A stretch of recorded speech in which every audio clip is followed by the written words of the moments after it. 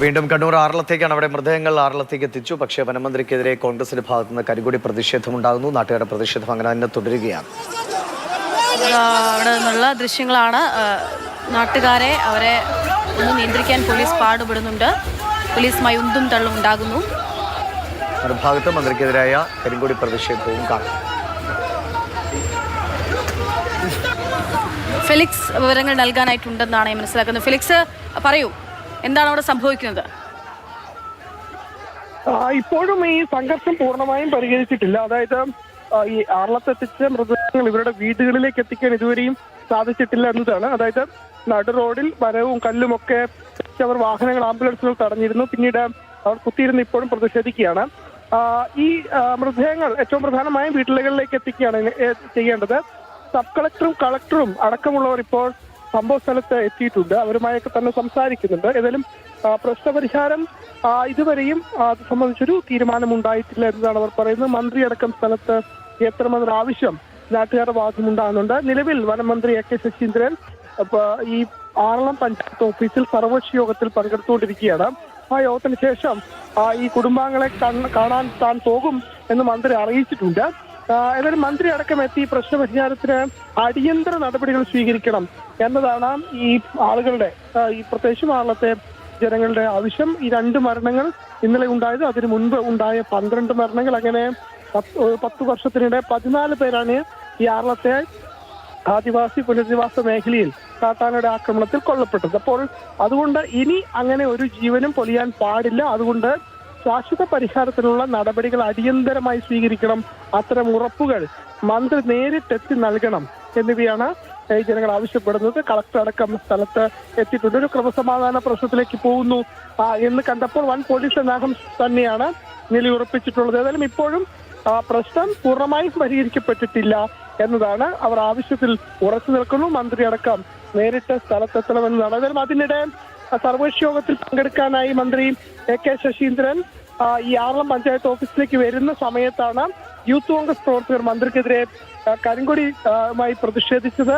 മന്ത്രിയുടെ വാഹനത്തിന് ബോണറ്റിന് മുകളിൽ കയറിയും യൂത്ത് കോൺഗ്രസ് പ്രവർത്തകർ പ്രതിഷേധിച്ചു. പിന്നീട് വൻ പോലീസ് സന്നാഹം അവിടെ ഉണ്ടായിരുന്നു. പോലീസ് എത്തിയാണ് ഈ പ്രതിഷേധക്കാരെ അറസ്റ്റ് ചെയ്ത് നീക്കിയത്. ഏതായാലും ആറളത്ത് ശക്തമായ പ്രതിഷേധമാണ്. അവസാനിച്ചോ? അതിൽ തീരുമാനങ്ങളൊക്കെ ഉണ്ടായി തുടങ്ങിയോ?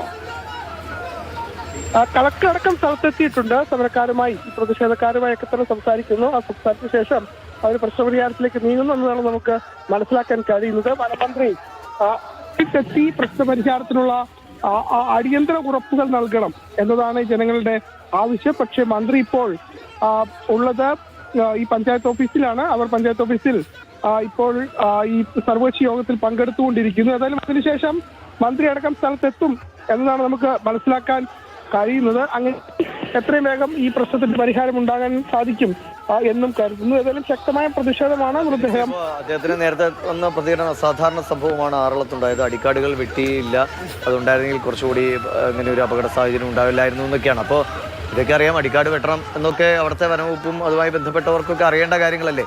അതൊക്കെ ചെയ്യാതെ ഈ വീഴ്ച പറ്റിയ ശേഷം ഇനി വീഴ്ച പറ്റിയെന്ന് പറഞ്ഞുകൊണ്ടിരിക്കുന്നതിൽ നമ്മൾ ഈ വീഴ്ച ഇങ്ങനെ കേൾക്കാൻ തുടങ്ങിയിട്ട് കുറേ കാലമായില്ലേ. എന്താണ് പരിഹാരം ഉണ്ടാകണം, അല്ലാതെ ഇങ്ങനെ വാക്ക് പറഞ്ഞിട്ട് കാര്യമില്ല. അതുകൊണ്ടാണ് നാട്ടുകാരും ഇത്രയധികം തീവ്രമായി തന്നെ പ്രതിഷേധിക്കുന്നത്. തീർച്ചയായിട്ടും അത് തന്നെയാണ്. അതായത് ഈ 1ഉം 2ഉമല്ല, 10 വർഷത്തിനിടെ 14 പേർക്ക് ജീവൻ നഷ്ടമായൊരു മണ്ണാണ്. അപ്പോൾ അവിടെ എത്തി വീണ്ടും ഇതെല്ലാം ഞങ്ങൾ പരിഹരിക്കുമെന്ന് മന്ത്രിമാരും ജനപ്രതിനിധികളും അല്ലെങ്കിൽ ഉദ്യോഗസ്ഥരും ഒക്കെ പറയുമ്പോൾ വിശ്വസിക്കാൻ ആ വാക്ക് വിശ്വസിക്കാൻ ആളുകൾ തയ്യാറല്ല. സ്വാഭാവികമായും അവരെ സംബന്ധിച്ചിടത്തോളം മുൻ അനുഭവം അങ്ങനെയല്ല. അവർക്ക് നൽകിയ ഉറപ്പുകളൊന്നും തന്നെ പാലിക്കാതെ വീണ്ടും വീണ്ടും ജീവൻ നഷ്ടമാകുന്ന ഒരു സ്ഥിതിവിശേഷമാണ് ഉണ്ടാവുന്നത്. ഏതായാലും അതുകൊണ്ട് തന്നെ ഒരു ശാശ്വത പരിഹാരത്തിലുള്ള നടപടികൾ ഉണ്ടാവണം. പ്രത്യേകിച്ചും ആനമതിലടക്കം അവിടെ പണി എത്രയും വേഗം പൂർത്തീകരിക്കണം എന്നതാണ്. പകുതി പോലും മതിൽ നിർമ്മാണം പൂർത്തിയായിട്ടില്ല എന്നതാണ് വസ്തുത.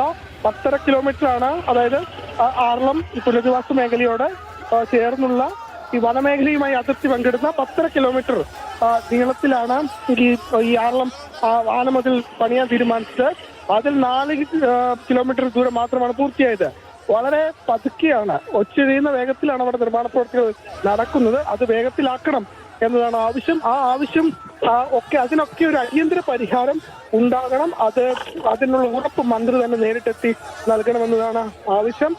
ഏതായാലും ആ ആവശ്യത്തിൽ ഉറച്ചു നിൽക്കുകയാണ്. പ്രതിഷേധം കരക്കുന്നു. അത് മന്ത്രിക്കെതിരെയും പ്രതിപക്ഷ നേതാക്കൾക്കെതിരെയും ഒക്കെ ആ പ്രതിഷേധമുണ്ടായി. വനവകുപ്പിനെതിരെ അതിരൂക്ഷമായ വിമർശനമാണ് നാട്ടുകാർ ഉന്നയിക്കുന്നത്. കാരണം ഇത് ഇന്നോ ഇന്നലെയോ തുടങ്ങിയതല്ല, വർഷങ്ങളായുള്ള അവരുടെ ജീവിത യുദ്ധം തന്നെയാണ് അവിടെ നടന്നുകൊണ്ടിരിക്കുന്നത്. അതിൽ സഹികെട്ടാണ് അവർ ഈ രീതിയിൽ പ്രതികരിക്കുന്ന അവസ്ഥയിലേക്ക്. വോട്ട് ബാങ്കായി മാത്രം ആളുകൾ കാണുന്ന ഒരു വിഭാഗം, അതായത് സമൂഹത്തിന് ഏറ്റവും താഴേക്കടിയിൽപ്പെട്ട ആളുകളാണ്, ആദിവാസി വിഭാഗത്തിൽപ്പെട്ടിട്ടുള്ള ജനങ്ങളാണ് അവിടെ പ്രതിഷേധിക്കുന്നതിൽ കൂടുതലുമുള്ളത്. 10,000 കുടുംബമുണ്ട് അവിടെ.